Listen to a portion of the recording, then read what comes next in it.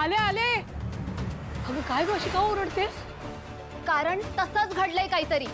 अगं नीट सांगशील का काय झालंय ते? सांगते नाही. आपल्या घरातून माझ्या रूम मधून माझे सोन्याचे दागिने चोरीला गेलेत.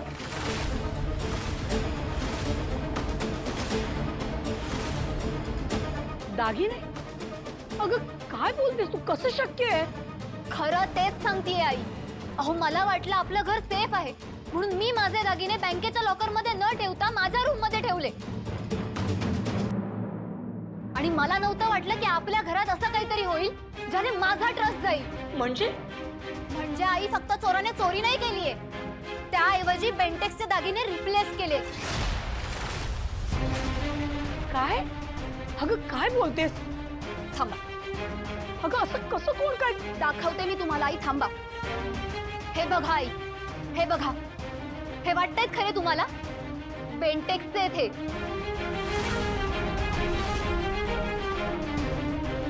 हेच सांगते आई. आई माझ्या रूम मधलं सगळं काही तसंच आहे. रूम सोडा, आपल्या घरातल्या सगळ्या गोष्टी नीट आहेत. फक्त माझ्या खोलीतून माझे सोन्याचे दागिने गेलेत. आणि हे बेसिक आहे की बाहेरचा कुठलाही चोर चोरलेले दागिने रिप्लेस करायला घरी येऊ शकत नाही.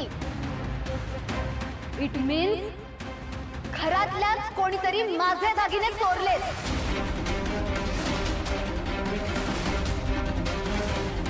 अगं बाळा काय बोलतेस तू? काय चुकीचं बोलतेय मी आई? अहो या घडल्या प्रकारावर काही एक्सप्लेनेशन आहे का?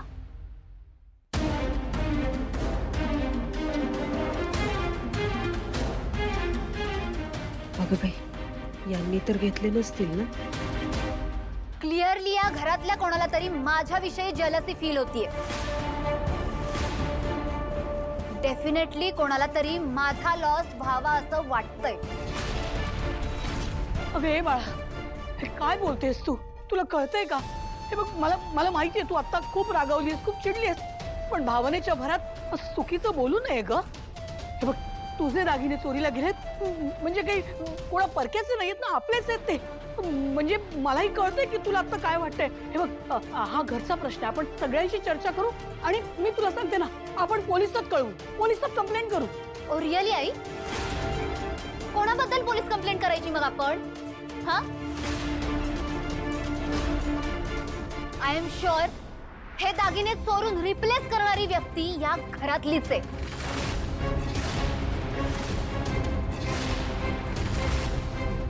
मग काय एका माणसासाठी पूर्ण फॅमिलीची नाचक्की करायची का? हे बरोबरच आहे ग तुझं. काय आल्यापासून फक्त त्रागाच करून घेतेस ना तू.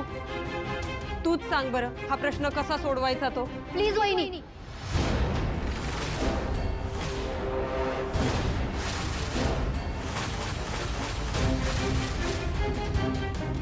तुम्ही तर यामध्ये बोलूच नका. अगं आणि माझे दागिने जर तुमच्या नजरेत इतकेच खुपत होते ना, तर येऊन मागायचे ना माझ्याकडे.